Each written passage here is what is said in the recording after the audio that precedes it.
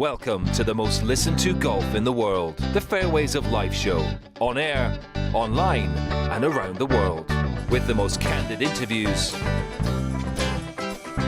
unforgettable stories, taking you beyond the ropes. Here's your host, New York Times best-selling author, Matt Adams. And we welcome you into the Fairways of Life show on this Wednesday of the Players' Week.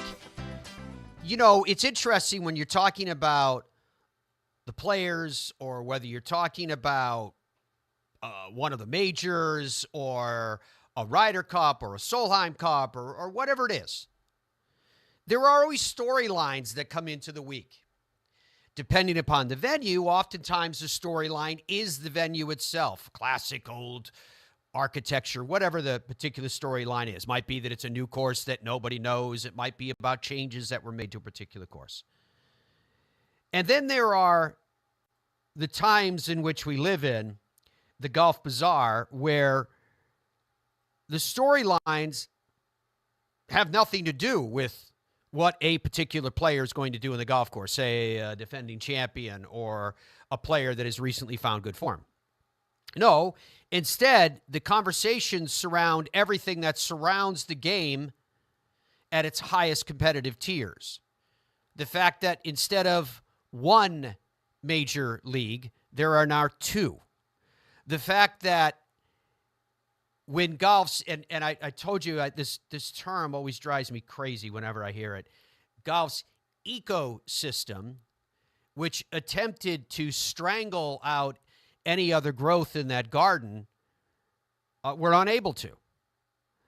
And so now we're looking at a situation where people are rightfully asking the question to say, did we need to get to where we are?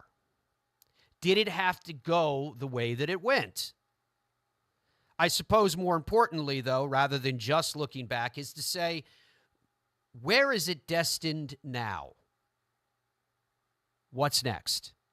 What will be the future for the men's top-tier competitive game? Universally, it seems, voices of experience, voices of wisdom have said to us, you know, golf's really not that big a sport when you compare it to the other huge sports that surround the world. Football, as an example, and in that context, I would say of its varying variety, meaning here across the pond. Baseball, basketball, they're all bigger, significantly bigger than is the world of sport, of golf. And so the question can be asked, should be asked, can golf survive when at its highest level it's splintered? And I think the early response to it was, as I just used in that metaphor, that the ecosystem, well-rooted and in full bloom in many cases, would simply starve anything else from having the opportunity to grow, unless, of course, it comes in fully grown and gets planted right in the middle of it. And all of a sudden, perhaps for the first time, you find out that which you used to be able to do through sheer will and muscle doesn't work when you hit a force that is as formidable, if it chooses to be, as you are, perhaps more so.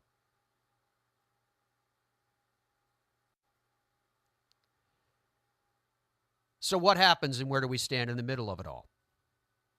Which brings me to this week, and specifically yesterday. The commissioner of the PGA Tour, Jay Monahan, sat down in front of the assembled media with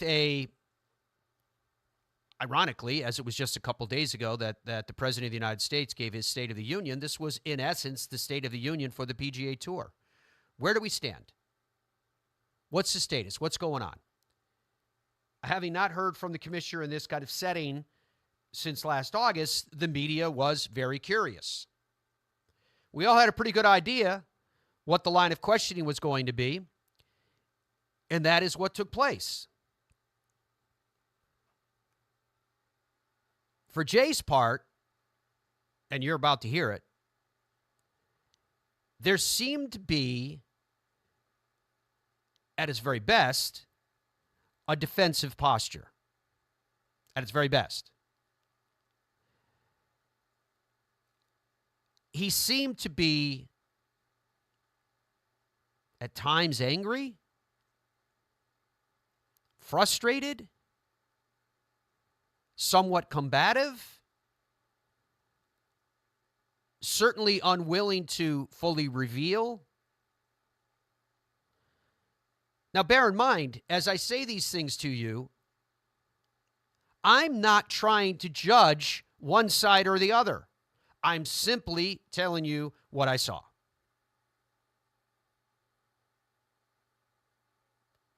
I've heard the speculation that maybe what's really going on here is that he's at a point in the negotiations where to say something publicly could be detrimental to the next stage. Okay. Is this a question of someone that feels as though they were betrayed by the media? In other words, a breaking of trust. Was it that? So, because, as you guys know, with all these things, for me personally, my first instinct is to try not to judge, but to try to ask the question of why. What's the why, right? We have that conversation here a lot. What is the why? Why was Jay's posture the way it was? Has he felt attacked? Right? And I know as I'm saying that, there's a lot of you out there going, oh, yeah, he's, gets attacked all the time. We see the messages on social media, etc. Two players spoke to it yesterday, Xander Schauffele and Patrick Cantlay. Now, I realize that Xander Schauffele and Patrick Cantlay are also the two players, if you just go back to the Ryder Cup, that already, and Xander's dad, Stefan, very much defined it, even where his son wouldn't speak to it. His dad certainly did, and spoke to the fact that players not feeling like they're properly represented. There was a whole litany of different things that they went through. But it's an illustration of the golf bizarre times that we live in. Because there was a time not that long ago where nobody spoke out. Golf's dirty laundry was never put on the line. And then we saw an evolution in that. What Phil did, the obnoxious greed comment, which Phil, I've told you many, many times, is incredibly intelligent. And what Phil does from a PR standpoint is he plants the seed and he wants it to grow into its own fully flourished ecosystem of concept. Well, it failed that time. It backfired on him. And players who even went to live with him, Brooks Koepka, notably, said, I don't think I'd be speaking about greed if I were you, on his own social media platform, paraphrasing.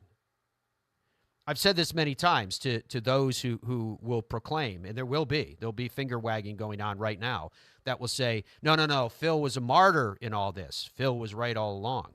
To which I will say to you, Phil had expressed concepts that fundamentally change where we are in the game, no doubt. But Phil's falling from the public graces was not about martyrdom.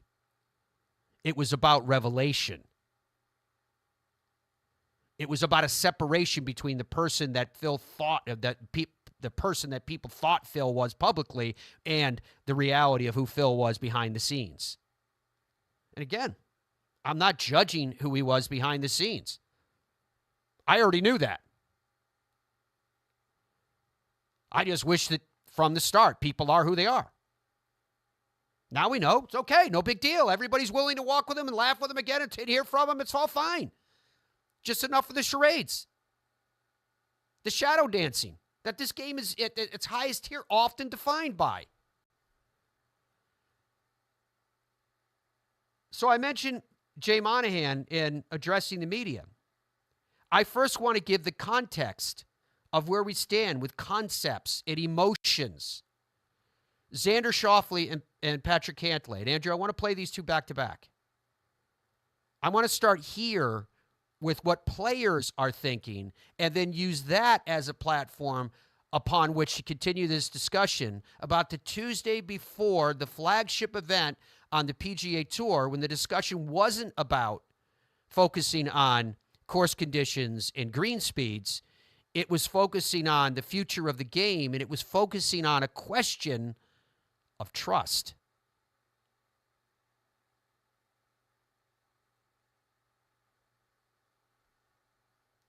I guess we'll start with the easy ones. Yeah, I mean, you know what I've said in the past on how I feel about it. Trust is something that's pretty tender. So words are words, and I'd say in my book, he's got a long way to go. He could be the guy, but in my book, he's got a long way to go to gain the trust of the membership. I'm sure he's got the support of the board since they were with him making some of those decisions. But for me personally, he's got quite a ways to go. I mean, you just see less. I just see less of the guys that I'm used to seeing when I first came out on tour. So that aspect's different, but my day-to-day is pretty much the same. Still trying to prepare and win these events like I was prior. Yeah, I mean, yes, it would be a very big thing to me personally. There's so much I want to accomplish in the game, so anytime I can check off a really big box, or any box for that matter, in this game is special to me and my team. So in terms of like changing my life, I'm not sure, to be honest. I feel like I'm the same guy before I won the Olympics or won the gold medal at the Olympics. So, but yeah, the Players is definitely something I want to win. Xander, do you think the status of this event is compromised in any way by the current situation, which means that the Masters champion, the US PGA champion, aren't part of the field here? I don't think it helps the tournament. Yeah, I mean, I think you'd like to have those players playing in an ideal world, but I mean, I feel like we're sort of beating a dead horse in this media room a little bit. The few times I click on the golf to read it, we're definitely beating a dead horse, in my opinion. I mean, everyone kind of knew what was going to happen when they made a decision, and this was probably the highest probability chance of the outcome, which is to have people on different tours at the time. So I know the guys are working on getting everyone back together, but in the meantime, I'm kind of on the page of it is what it is. What is in somebody's game to make that many cuts in a row to be that consistent? Commentator's curse, here it is, huh? No, just playing, not thinking about it too much, to be honest. I play to win, and I don't play to make cuts, so it makes it easier to make the cut when you're playing to win, I think, and when you're up sort of near the top of a leaderboard often. But I think most of my big grinds on tour have been some epic cuts that I've made, just pulling something out of my hat at the last second, whether it's making a putt or holing a shot from 175 yards or something of that nature. So just trying my best every time I tee it up. You know, I like to look at it sort of half full. You know, I feel like coming out, you know, you never know how someone's career is going to go, and you know, he kind of had a rough go for a little bit with his body and everything. So, you know, I think to see him win the Masters, to see him win at East Lake, I find myself very fortunate. You know, and I think all the golf fans should as well. And if there's anyone that's going to talk about putting their head in the sand and find some way to win another golf tournament, I imagine it'd be him. So being his competitor, you know, I pull for him pretty hard, and he's kind of the heartbeat of golf in my opinion. And anytime he tees it up, it's a spectacle. Yeah, I think it's very important that we're all rowing in the same direction. And right now, he's definitely our leader. And so it's important that we're all doing our best and you know, like I said, rowing in the right direction to do what's best for the membership and the tour. I've been working with a stats team for a number of years. And so the way I think about it, the more decisions I can make, that are reinforced by the stats, as long as I feel comfortable with the shot. I'm just gaining incrementally every time I make those decisions. And so I'm not sure if that's the smart way to go about it or not all the time, but trying to make the most data-based decisions over and over and over again to give myself the best opportunity to succeed. That's really how I think about it. And then realizing that there's a time and place for deviating from that plan, whether it's wind or conditions or how I'm feeling. That's really, the bulk of what goes into my game plan each and every week. I think it's just part of it. I think it's the natural development of playing professional golf out here, of playing and winning tournaments. Anytime you play and win tournaments, there's going to be increased attention about no matter what you do. And I think it's something that you have to embrace. And, I don't have it near as bad as a number of people are out here that are under the microscope a lot more. How much have you spoken to SSG investors since they've come on board? Yeah, a fair amount. We've had some meetings, and so hearing their initial insights has been great. Obviously, they're very savvy and sophisticated, and they've been around the block. So, we've definitely had an open line of communication. You've heard it from some guys over the last couple of weeks, is just really trying to, focus on getting the product back to serving the fans. And I think that's, the most important thing is giving the fans what they want to see and giving the fans, opportunity to see us both on the course and then also behind the scenes. Okay, so at least with the last thing that Patrick Cantlay said, there was the mention of the consideration of the concern for giving the fans what they want to see, to use the phrase that he used. Because prior to that, in the first part of that cut that we used, Patrick Cantlay flat out said, quoting, "doing what's best for the membership and the tour," close quote. Which we've had this conversation on here before where I've talked about it in another context, where I said, given what they define, again, as golf's ecosystem, where do the fans stand? Where are you guys in all of that? Who is your voice? Now, I suspect the SSG people, who are very sophisticated business people, will say, well, the fans vote with their pocketbook. They vote with their wallet. They vote with their eyes. They vote with their ears. They vote through action, if not through words spoken, which is where I think there's a deficiency. But they speak through their actions. And so there seems to be a heightened, at the very least, awareness that the fans of the game are not getting what they want or need. So I'll ask you guys a question. Are you getting what you want or need? Because I'm not quite as convinced as everybody else that the game is just in smoldering ruins. Yeah, the game is split.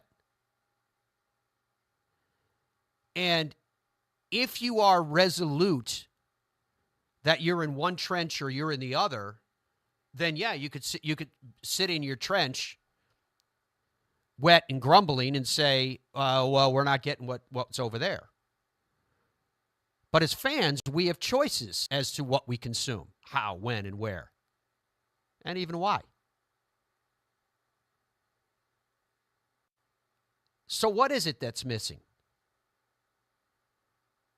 What's missing is the occasion where you have an event of this stature, the flagship event of the PGA Tour, which even this year is being billed as, the greatest field in golf, which we all know, and I'm sure they would admit if pressed, it isn't.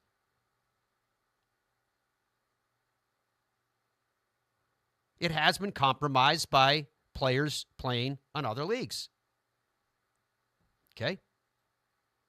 Well, we can see them play over that other league. We, fans, we can see that. What we're missing is the occasion to see everyone come together to play against each other, at least in these heightened events. We'll get it at the majors to an extent. Because of the structure of the ecosystem, we're not going to see everybody at the majors that should be at those majors. And that's not a radical statement or something that should stand out. That's just fact. And pretty much everybody knows it. I wouldn't say pretty much. I would say everybody does know it. They shrug their shoulders and say, yeah, we wish it didn't have to be that way. But. So maybe all of this is the context that Jay was coming into his press conference with, knowing that, again, and there's this weird dichotomy in the game of golf. The game of golf is still booming. It's booming. 1 out of 3 Americans in some way, shape, or form consume the game. And that's the part of the game that I call the 99.99%. The 99.99% part of the game is booming, and it's healthy, and it's doing great, better than it ever has.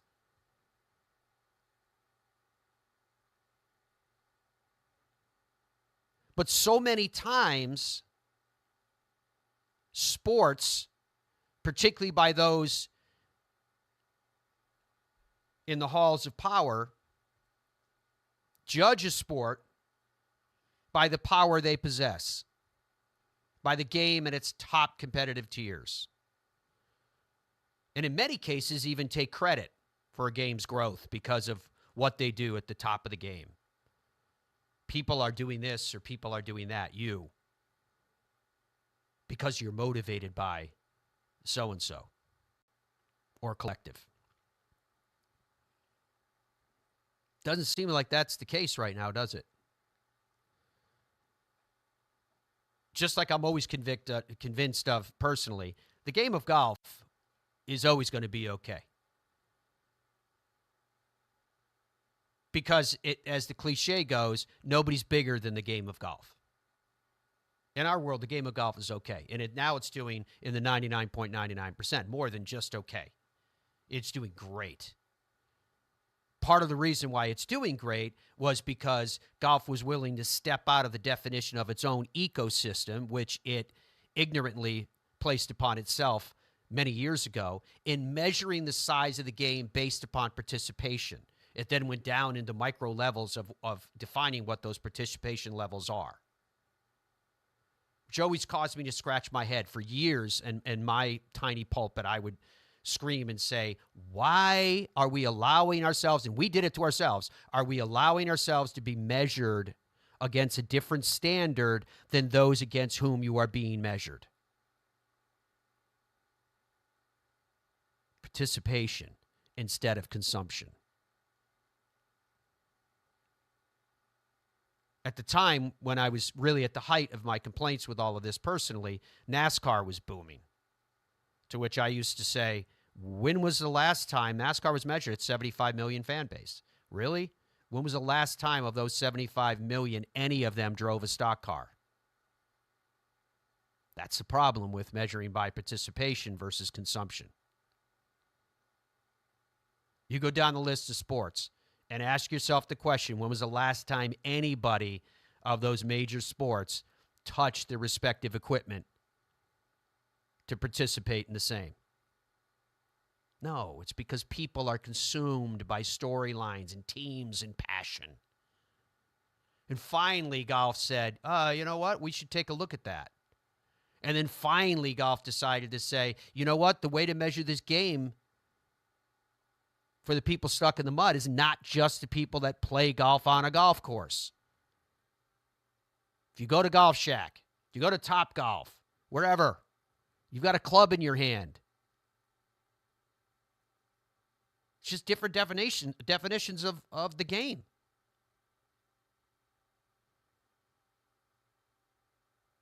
So this is the context coming in, and I loved the voice in there that you heard in the press conference in the first cut with Xander.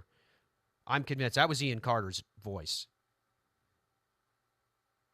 I didn't see him ask the question, I'll admit, so that's why I'm going by voice recognition. And he asks, is the tournament compromised? And Xander went down the road of, well, I mean, the guys that left had to know they weren't going to play in the Players. I'm paraphrasing again. Right? Okay, fine. I don't think that was the question that Ian was asking. He was just flat out asking, you have this tournament, and it doesn't have the depth of field that it used to have in the past. Does that fundamentally change the tournament? Yes, is the answer. Of course it does. But at the same time, a player can only play against the other players that he's playing against. So as a golf fan, at the end of the day, am I going to look at this and go, well, you know, Jon Rahm wasn't there. Am I sorry that Jon Rahm's not there? Yeah, darn right I am. But whoever wins this thing at the end of 4 days of grueling golf, they won it against a field that was there. That's the way it goes. So it takes me back to context, which is really what I'm trying to get at in answering this question of why. And the context here is Jay seemed to come in with a posture. And the posture seemed to be a defensive one.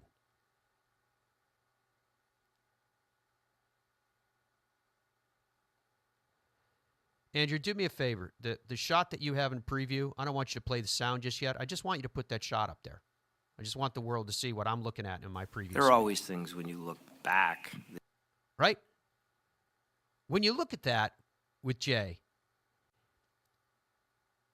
amateur reading of body language, it doesn't strike me at the very least that he's happy to be where he's sitting at that moment. Right?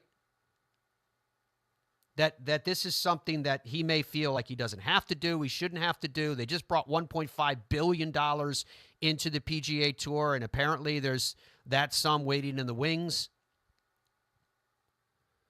So they found some measure of financial stability, if you please, because we were told that legal expenses and the pressures and cost of increasing purses, etc., all of which was being done to, in essence, to coin the phrase, sweeten the pot for players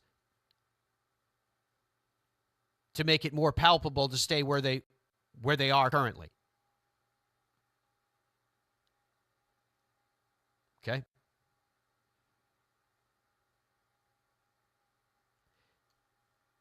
So it brings me back to the why question again. Here is Jay Monahan addressing the media yesterday so we can try to ascertain following where we stand. There are always things when you look back that you would do differently, and I think I've been asked this question at prior sessions with the media, and something I've talked to our players about. But obviously, when you look back to last summer, I could have handled that better. And I've taken full responsibility and accountability for that. That's on me. But we've moved on, and we've made so much progress since that point in time. And I have learned from it. I've been humbled by it. I think I've gotten stronger as a leader. And the progress that we've made since that point in time, some of which I just talked about, and includes, the SSG's investment in the PGA Tour and the prospects that brings forward, I couldn't be more excited about. But, this is a very complicated business when you have 200 plus members, over 100 different corporate partners, 50 tournament organizations, communities you're responsible for. I'm really proud of our players. I'm really proud of my team members. And we're just trying to get better every single day. And I feel like as an organization, we've come a long way in the last several months. And I expect next time I'm in front of all of you, we'll have a lot more progress to report. But that's one area that I'll have to continue to. But that's the one area that I'll continue to focus on. It's getting better. Gene, like I said, we've made and continue to make real progress in our negotiations and our discussions with the PIF. And I recognize that this is frustrating for all of you, but it really is not in the best interest of the PGA Tour and our membership and for PIF for me to be talking about where we are with specific elements of our discussions. I would just stress the fact that, we're engaged, we're making progress, but I'm really not at liberty to share any of the details on that front. I think you all know Tiger well enough to know that he wants to earn his way into into every competition. That's his makeup. But I think as you go forward and as you evolve as an organization and you think about how do you serve and satisfy a rabid fan base, those discussions more broadly would likely be held at the policy board meeting, and I'm sure we would have that discussion. But he'd be the hardest one to convince. I do believe that negotiating a deal with PIF is the best outcome, and obviously it has to be the right deal for both sides, like any situation or negotiation. The conversations with SSG, for the reasons I just said, Alex, I think have enhanced the likelihood of us reaching a successful conclusion. When you bring in a group of investors in that consortium that combined have over 200 years of managing professional sports franchises in the U.S. and internationally, and you bring in that level of expertise, I think that is attractive to the PIF, and I think that we all, when you step back from it and you just look at where we are, and for some of the reasons I stated earlier, with the game booming, becoming cooler, becoming more mainstream, it's truly global. There are a finite number of athletes, and this is a point in time, a unique point in time, where unification ultimately puts the sport in the best possible position to take advantage of this growth on a go-forward basis. And the PGA Tour has been limited in our ability to invest back into some of those growth opportunities. We no longer are with the formation of PGA Tour Enterprises, and I think an ultimate deal would be in the best interest of the game, and ultimately would be in the best interest of the tour if it can be done. And that's the spirit with which we approach the conversations and the negotiations. And I think that goes both ways. And strength comes from a number of different factors. It comes from the strength of your membership, and the fact that, as I mentioned earlier, you have Nick Dunlap and Matthew Pavon and Jake Knapp. We consistently, as an organization, regenerate talent and create stars. Jason Gore talks about the fact that a star on the PGA Tour can be born in 3 weeks. And that's what we do. And that's the strength of our product, and that's the durability of our product. At any point over the last 9 months, have any of the player directors on the policy board called on you or any of the independent directors on that board to resign? There's been a lot of good, spirited debate amongst our board. I don't think that would be a surprise to anybody, given the events of last summer. But we're a unified front. Our policy board continues to perform and function at a very high level with great support of our player directors in the formation of PGA Tour Enterprises with a new board comprised of 4 members of SSG, 7 players or 6 player directors, and Joe Ogilvie, who's a liaison director, and myself and Joe Gorder, who's the independent director serving on that board. I'm excited to work with both boards. For me, honored to serve as commissioner and now be a member of the PGA Tour Policy Board, and also honored to be CEO of PGA Tour Enterprises and be a part of that board, and committed to working with each of those boards to make sure we're moving this business forward and achieving what we can achieve to its full capacity. Just as a follow-up then, do you feel you have the full backing, the full confidence of all the players that you are the right man to move this deal forward? You know, that's a question that you'll have to ask for players. I can't generalize as it relates to players, but clearly, given the responsibility I've been given by both boards, I have the support of our board, and I am the right person to lead us forward. I know that.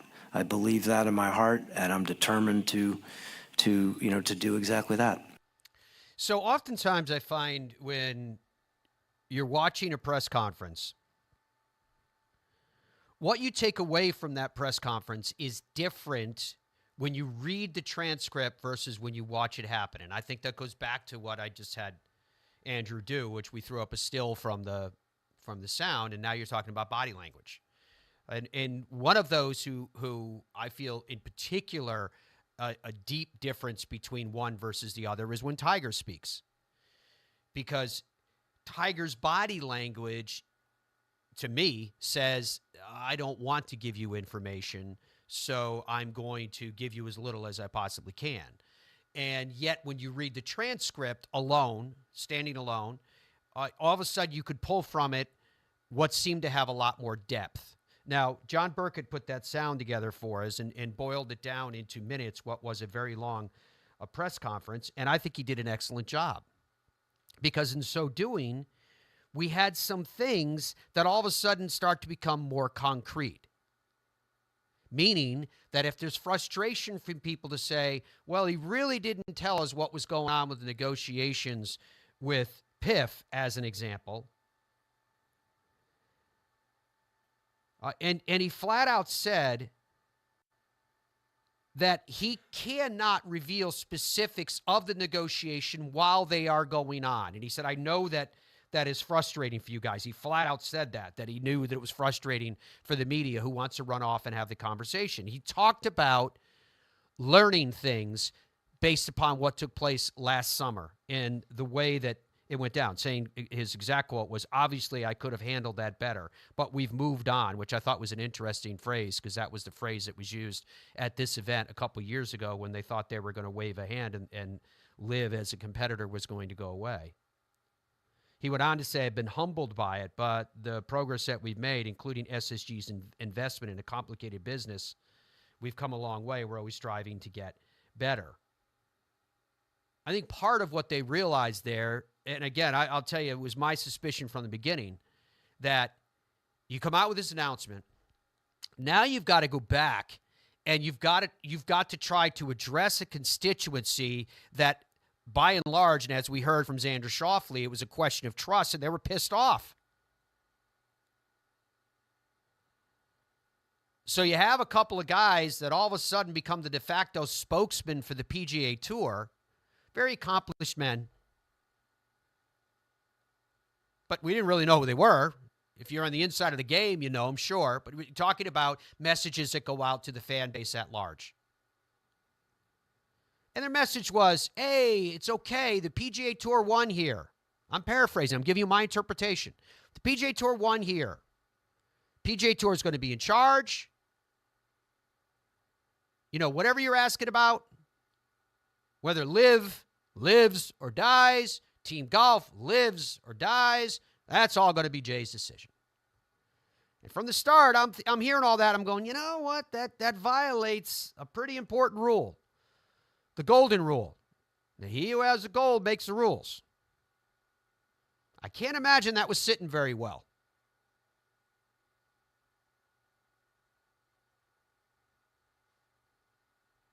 And then behind the scenes, we heard, and Patrick Cantlay was kind of the poster boy for this and all the rumors that were swirling around, that there was a constituency going, wait a minute, guys, why don't we talk to somebody else about a source of funds?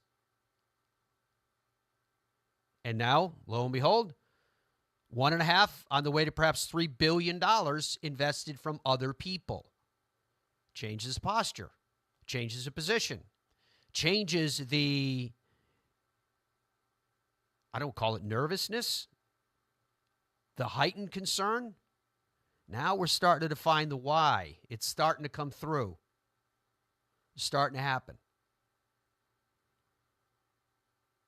Now we're starting to understand that this press conference that Jay did, and what he could say, what he wouldn't say, what he couldn't say, because of the stature of the stature of the negotiations that he commented, kind of shows, it's March, it's the players, you got to address the media. Get it? Timing's really bad for you right now with everything else that you have going on.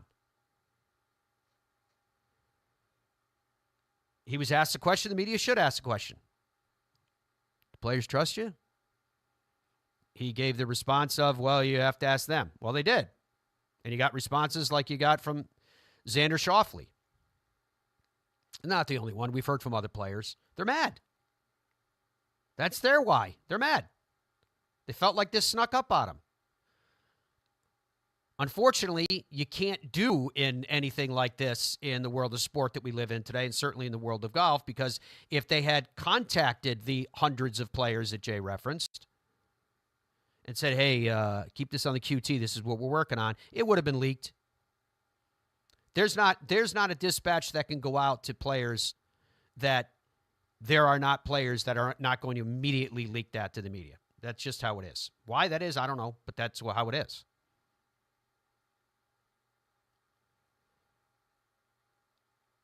So again, my interest here is not to defend one position or another.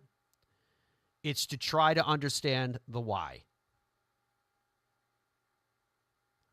And my guess is what happened was after they went through that initial flurry last summer and Jay had to take his time away, remember, et cetera, well, that's because all of it hit the fan.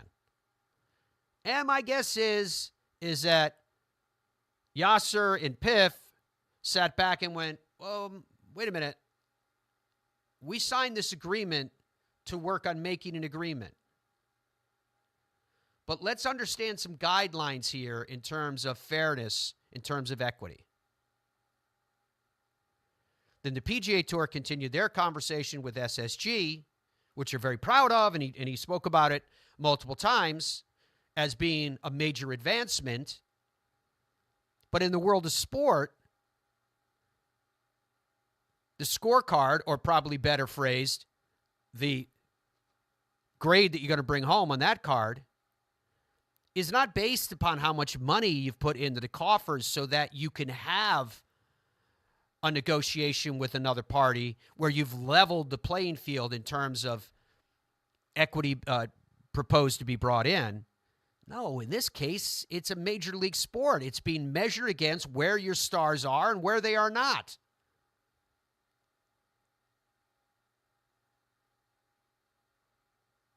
And whether Piff signed John Rahm as a shot across the bow, or they did it simply to strengthen their league, however, whyever it was done, it was a seismic shift in the game, absolutely seismic shift in the game, which causes me to believe that it put a tremendous amount more pressure on what's happening behind the scenes. Again, starting to answer the why, which is where I started this whole conversation from. And the belief that I go back to what Jay said, but we've moved on. The irony of that same phrase, the belief that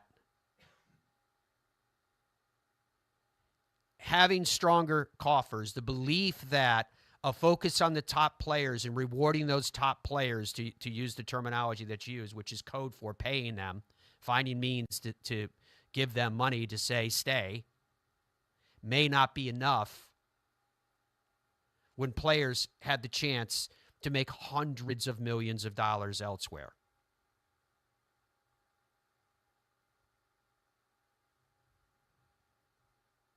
They've tried the arguments about legacy. They've tried all of these various things, but ultimately as each player leaves and you get another player sitting up in front, that player sitting up in front and goes, I don't blame anybody for leaving for hundreds of millions of dollars if that's what they want and they think it's going to help them and their families and their goals and their lives. What would you do if a competitor to whatever business you're in came in and offered you an immense amount of money? Massive.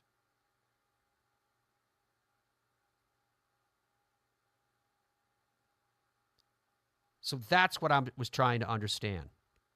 And I don't feel like we've answered the question in my mind. I haven't, in my dissertation, in somewhat of a diatribe today, have answered the question of the why. But I think what at least we have through vetting here in this discussion is a better understanding of what the posture was and why the posture was the way that it was, because of how complicated all of this is and where they stand. The fact that we know that these conversations are seemingly accelerating, the fact that Jay alluded to the fact that there would be another time that he could sit before the assembled and be far more revealing, I thought it was very interesting. It's just how interesting it is for me to find that messages, good or bad, whether you like them or whether you dislike them, messages are oftentimes lost in their delivery.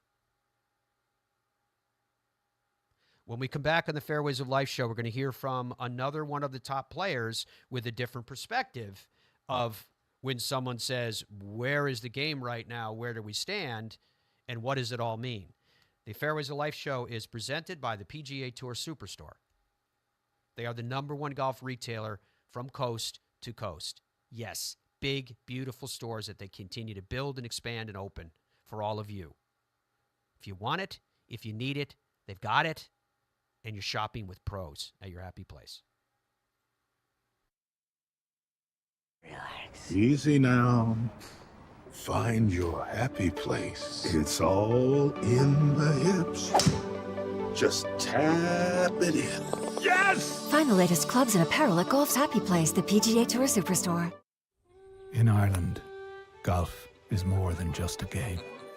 Come and experience our world-famous links courses and our world-famous Parkland courses, all set alongside world-famous scenery. And visit our world-famous historic sites. And while you're here, enjoy our world-famous hospitality. Fill your heart with Ireland at ireland.com/golf. It screams. It tracks. It's soft. It reacts.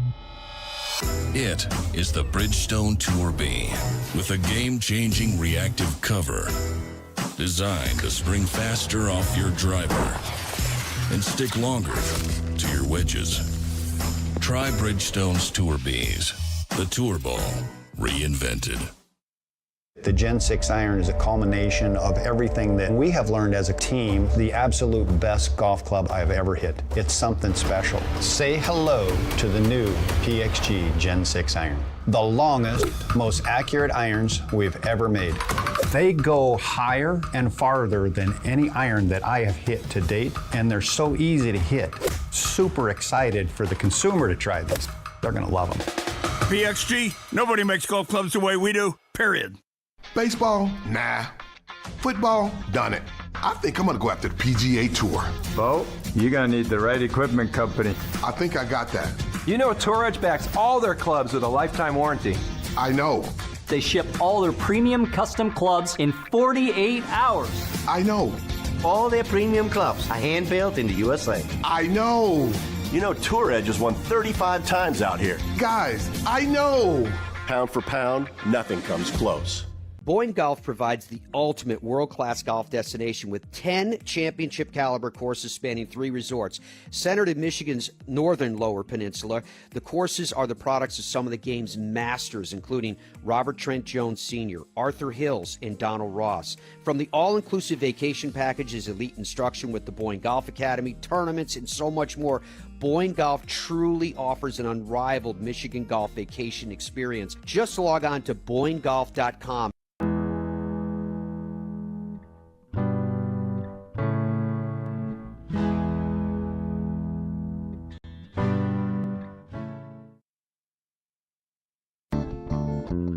Welcome back to the Fairways of Life show.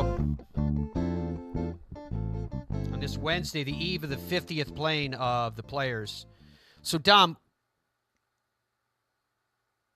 with all due respect to your producing style, you just let that first segment go longer than a regular show we're doing now on Golf Day. We literally, with one segment, went longer than we go with an entire show, which I thought was a little irresponsible. That's true. Also true, yeah. I take full responsibility. What a mistake. Given the events of yesterday. The question of the day today, that's with all this ground that we're covering, is will the PGA Tour and the PIF ever get a deal done? Yes or no? Right now, keep in mind that everyone watching has heard your comments and watched, a breakdown of Jay Monahan's press conference yesterday. Right now, that is sitting at 72% are saying no. Never. It'll never get done. Take that as you want to take it. We appreciate the incredible engagement. There are hundreds of comments coming in. I couldn't possibly get through them all, but I would give you 2 or 3 highlights, Matt, based on what's been coming in my opinion. I would say the general sense from the group is a little bit of anger and frustration, which I think is to be understood. I also thought that there was a lot of comments saying that Jay Monahan looked visually weathered, almost like a president, having gone through the ringer. He just looked tired. He looked not like he looked 4 years ago, let's say. So I think that's interesting. I also think, and I know we can't hash this out now, Matt, but I think an important part of all of this, which you mentioned multiple times, which is kind of at the crux of everything, is what do the fans want and what is the best case scenario for the fans? And I don't know the answer to that, but I think that is a very important question. And I hope that when the tour is meeting with SSG and when the PIF is meeting with Jay and the SSG and all whoever these people, I hope that is a lot of discussion is centered around that. I hope, but I just, I don't know. I mean, I think what it comes down to is the realization that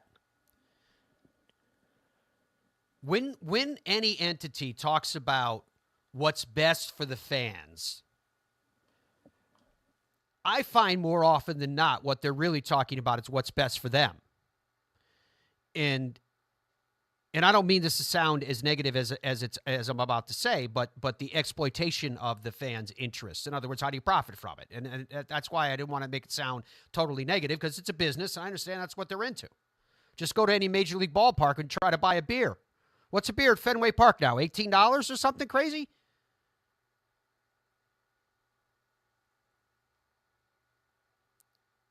Why is that making you laugh, Dominic? Isn't that a legit question? Yeah, but I don't want to. This show is actually, you've done a great job keeping this show on the rails. This is a fascinating situation that golf finds itself in. And there was a lot that was said yesterday that you are unpacking, I think, in an incredibly efficient and fair manner. And I don't want to derail it by going down how much a beer is at Fenway Park. Holes. What's stirring around up here? We don't need what's stirring around up here going on. Somebody can write in right now and tell me what it is. I don't. It may not be that much, but it's a lot. It's too much money. It's too much money everywhere. I think everything costs too much money. Milk is too much money right now. What do you want from me? So, what I'm getting, where I was going with all of that is that if for example, if I was a czar of golf for a day. And if someone was really, truly motivated by what's best for the fans, if I was the czar of golf for the day, the first thing I'd do is say, figure out your ranking system. Get it right. We know that there are players that deserve to be or worthy to be in golf's biggest events, and they're not in there. Get them in. Figure it out. However, it's got to work. Because solving the issue of power, however you define that, money, influence, etc., probably all those things, but solving those issues in that ecosystem should not be done by keeping players who rightfully should be there from competing. That is not in the interest of the fans. And for better or for worse, that is the ecosystem. Now, I understand if we get down into the nitty-gritty of it, you could have a discussion and the people that make those decisions go, yeah, but here's the area where we need something to be done. I'm not saying it's one side or the other. I'm just saying do it. Get it done. Now you're starting to focus it from a perspective of what's really best for the fans. Because you're going to ensure that you have a field, even though, in fairness, the majors do have the fields. That's the closest to true equity that there is in the world of golf today, which is exciting, which is fun. The majors, through all of this, have actually gotten better. But that's one area that has to be corrected, in my view. Should be corrected if you're really talking about the best interests of the fans and what's good for the fans. So I just thought it was interesting with Scottie Scheffler. And Scottie Scheffler is rightfully identified as the number one ranked player in the world. I just think the ranking of being number one in the world today doesn't mean what it should. That's what I'm saying. So Scottie Scheffler addressed the media. They asked him about a lot of things. They asked him about his win last year. They asked him about returning as defending champion. Of course, he's defending champion coming off the week of winning at the Arnold Palmer Invitational. About the guys who were trying to chase him down, whether you talk about ranking, whether you talk about title, whether you talk about what he did. They talked to him about his putting, rightfully so. Love that they asked him about his putting.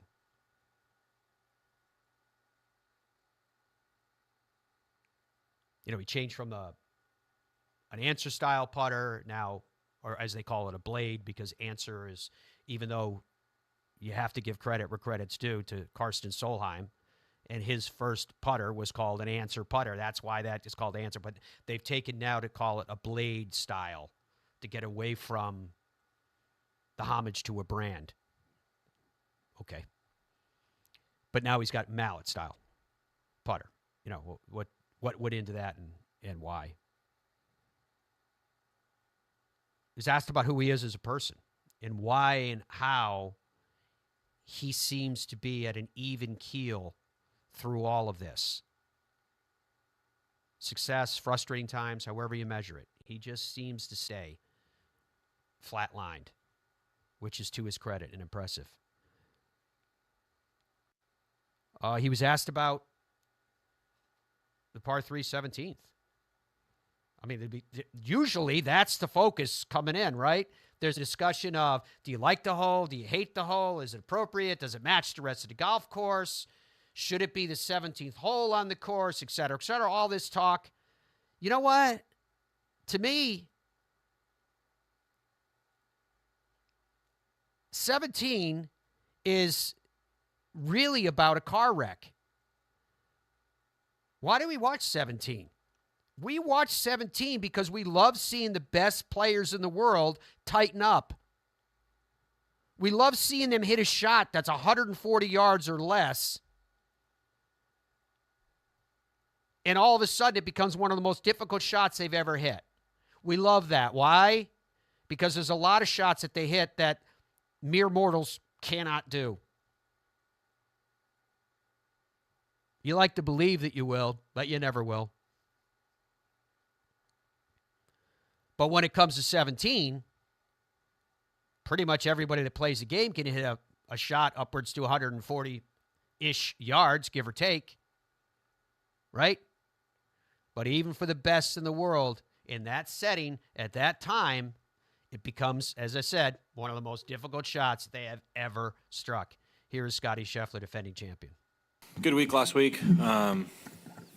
It's nice to see some results of the work that we've been putting in, which was good. It's good to be back here in Florida. I like this golf course. Greens are a bit soft right now, but they're also still really fast, which is kind of weird coming from last week where they're really firm and quite fast. But yeah, getting used to a new type of grass, new bunkers. But yeah, prep work has begun. I don't really think about that kind of stuff. As far as the world rankings go, it's nice to be number one. I'd much rather be number one than number two, but in my day-to-day life, it doesn't really affect anything. It's probably a lot harder to stay at number one than it is to get there, and so if it's something that's going to occupy a lot of my thoughts, I don't think that's a very good thing. And so when it comes to tournament weeks, being number one, I don't get any extra strokes. Doesn't do anything for me starting a tournament, and so it doesn't really matter at the end of the day. Yeah, I mean, it's definitely hard to argue with a day like Sunday. I think it's nice. I talked about it a little bit on Sunday, but it's good to see where I'm at with my process. And the thing that I appreciated the most was Thursday. I got off to a really bad start on the greens. I missed a few putts I should have made early in the round. And what I was most proud of last week was how I bounced back to things not going how I expected them to. It's not like the whole week I just showed up and I made every putt. I was up a few strokes in putting, but I'm most proud of how I stuck to the process and bounced back from those kind of little mistakes. So I had tried a spider during the playoffs last year. It was a little bit of a different type of spider than the one I used last week. At times last year, I struggled lining the ball up in the middle of the face, so I lined the ball up on the toe sometimes. Then I struggled with a tiny bit of a heel strike, and that was just became kind of my miss. If I was fighting a duck hook off the tee, I was fighting a little bit of a heel miss with the putter. And this spider putter is really easy for me to line up. I don't have to use the line on the ball. I line the putter up really well, and I line up in the middle of the face, and pretty much as simple as that. Kind of gives me just a really good visual. I try not to get too into what we do out here.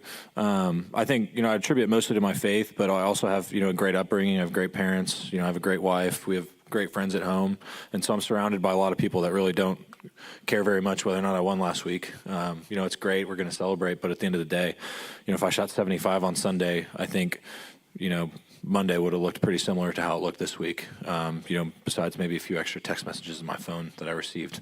But at the end of the day, life goes on a lot more than just my golf score. And, this is just one little phase of my life, and it just happens to be in front of an audience. But outside of that, home's a lot more important to me than out here. Oh, on 17, it's pretty wild when you get here in person.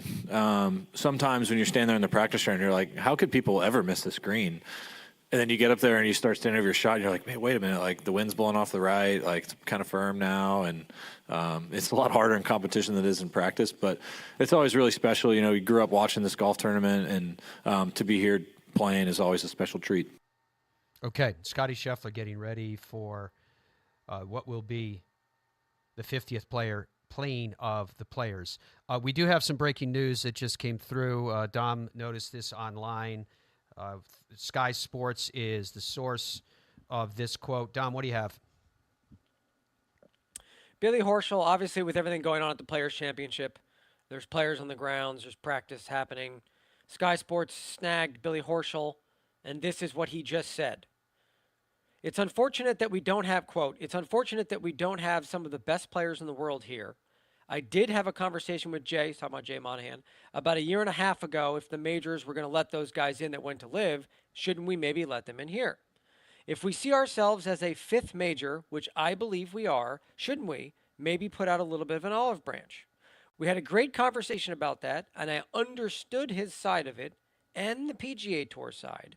But I think personally it's tough to say that we don't have all the best players in the world here. Take out the world rankings, take out everything. Everyone knows by the eyeball test who the best players are in the world. And I think hopefully a year from now, we will have all the best players back here playing again. End quote. That from Billy Horschel via Sky Sports Golf. Within the last hour or so that took place, Matt. Okay, so breaking news on this Wednesday, but the news continues to circulate seemingly around the same core. All right, when we come back, I want to go over some air times with you so that you guys know how, when, and where you can get the golf coming up in just a matter of hours. Stay with us. I guess hello world, huh? And with one subtle hello, Tiger began an amazing and unthinkable career.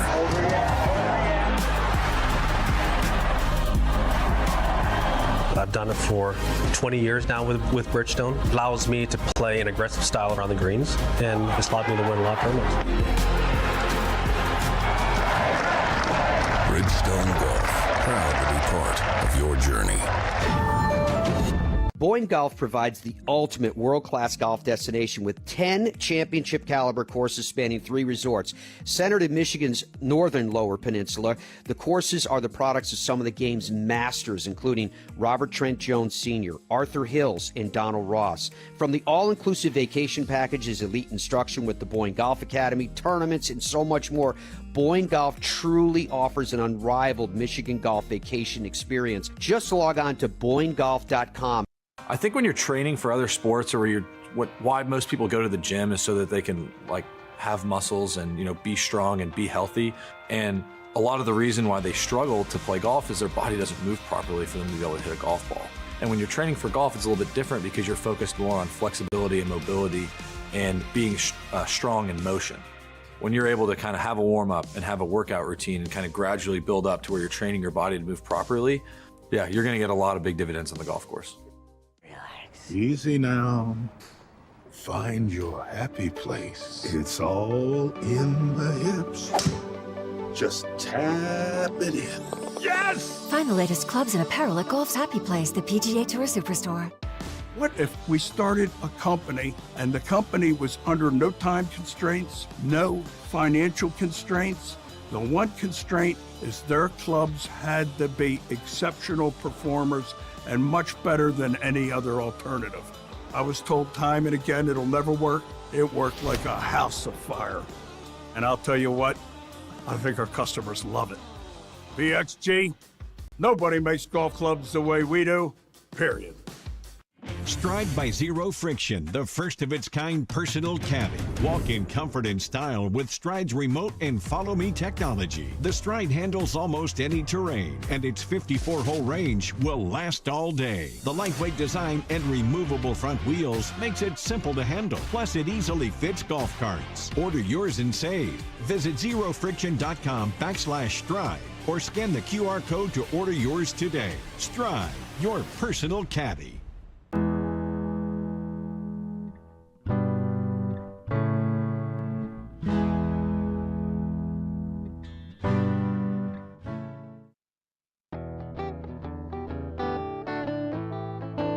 Welcome back to the Fairways of Life Show. Players Week, hours away from the start of the 50th edition of the Players. I'll be heading up to NBC Sports next couple days. That's why I got back here last night. And I'll be hosting for Golf Channel programming up there for the next couple of weeks. We'll be back, Fairways of Life Show, that is, on Golf Channel the next couple of weeks as well. I don't think on Monday, because I think Monday we're off because of the re-air of Live from the night before, but Tuesday and Wednesday, and we've got some incredible guests lined up for you as we move forward too. I've enjoyed the last few days. I've enjoyed being back in the old position where we go as long as we want, as much as we want, talk about what we want, and get the reaction from all you guys. It's been fun. Makes you wonder. But in any event, we have the Players coming up in just a few hours. Let's start with the television coverage so you know where you can see it and how, when. Thursday and Friday from 1 p.m. Eastern Time. Saturday at 2 p.m. That's on Golf Channel Thursday and Friday. Saturday at 2 p.m. That's on NBC. Sunday at 1 p.m. That's on NBC. Remember, there's also cross-programming. There's also Peacock, etc. PGA Tour Live, that is on ESPN+. There are multiple feeds. Coverage starts tomorrow morning at 7:30 a.m. Eastern Time. All day, Thursday and Friday. All day. Saturday at 8 a.m.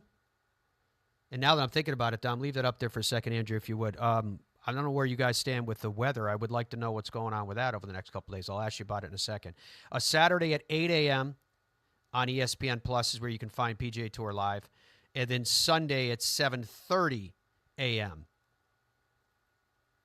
is wherein you can get the coverage once again. So there's tons of coverage with that.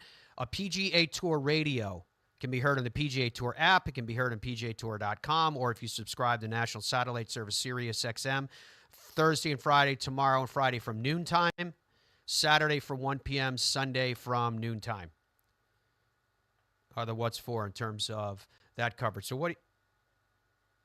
let's go to some notable tee times. Dom is asking my headset. Happy to do that.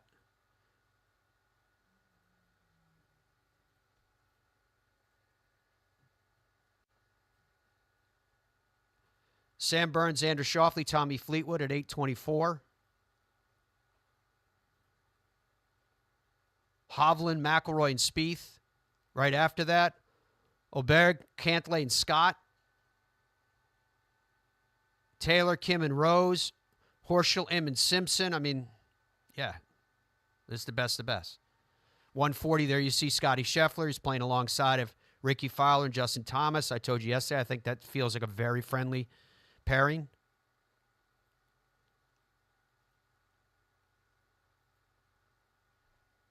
So pretty solid. I mean, where are you going to watch? Oh, by the way, you see the little asterisks on that? Kind of ironic, isn't it, with the conversation we had earlier, the asterisks? The asterisks that you see on those notable tee times, those are part of the featured groups that you're going to find on PGA Tour Live. That's why they're on there. Burns, Schauffele, Fleetwood, Hovland, McIlroy, Spieth, Oberg, Cantlay, Scott. That's early. And then Matsuyama, Fitzpatrick, Homa, Scheffler, Fowler, Thomas in the afternoon amongst. Obviously, this is going to evolve and change as the week progresses and decisions are made. Okay, as to the weather, Dom, what are we looking at over the next couple of days? Pretty solid right now. You can see on your screen the wind is minimal, but there. Could be getting up there into the 15-mile-per-hour range. Every day we're looking at basically, mid to high 70s, breaking into the 80s over the weekend. This is directly from the PGA Tour's meteorologist, Wade Stetner. Dry weather is forecast to continue into Thursday, but there are slight chances for precipitation from Friday through Sunday. Precipitation chances look to remain low this weekend, with a frontal boundary now forecast to arrive on Monday, whatever that means. And you can see there on your screen, 20%, 20%, 30%. So rain looks to be minimal impact. The wind looks to be semi-minimal impact. I mean, it looks pretty solid, man. It looks like some good weather for the event. Yeah. Yeah, I think it's the wind that makes the biggest difference in all the stuff that you're noting there. Obviously, the water making the golf course soft would have been huge as well. But with a lack of winds that are really significant, Sunday getting up there a little bit if it gets up to 20, like they said.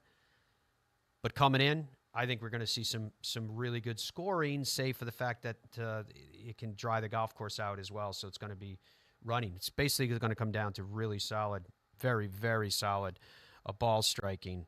And where were we at, Dom, with the picks that we had yesterday? I mentioned that I still feel like something special is going to happen with Victor Hovland. I have it written down. Will Zalatoris, I feel like he hasn't had a great history of putting at this event, but his putting has been so much more solid than previously. Feel good about that. And Min-Woo Lee, I continue to stand by Min-Woo Lee. If I had to add one more for me, I would say Max Homa. But those are mine. Who are yours, please? Mine was my main pick was Jordan Spieth, Tom Kim as well, and I really want Mark Hubbard to win because I love Mark Hubbard, so I picked Mark Hubbard. So your picks were Spieth, Hubbard, and Kim. Yeah, and Mark Carnival was on the show yesterday. He stole my Spieth pick. Outrageous. And then he said Scheffler and Xander. So he's going with the big names. But again, that's a guy who's been there, done that. And that's also a guy who's been following these players for the last several weeks, up close and personal. I mean, he talked a lot about Scheffler's ball striking just being at this point on another planet. So I think his main pick was Scheffler, if I remember. And he said, I think we might have a back-to-back winner this week for the first time ever. So cool. We'll Very see how cool. it goes. All right, so you guys enjoy the players. We will not be on tomorrow. We're definitely going to stay out of the way. We've got coverage kicking off at 7:30 a.m., as we just noted. to you. And the next time that we will share company will be when we are up at our studios up north, Studio 2, and very much looking forward to continuing the discussion and the dialogue. As always, you guys know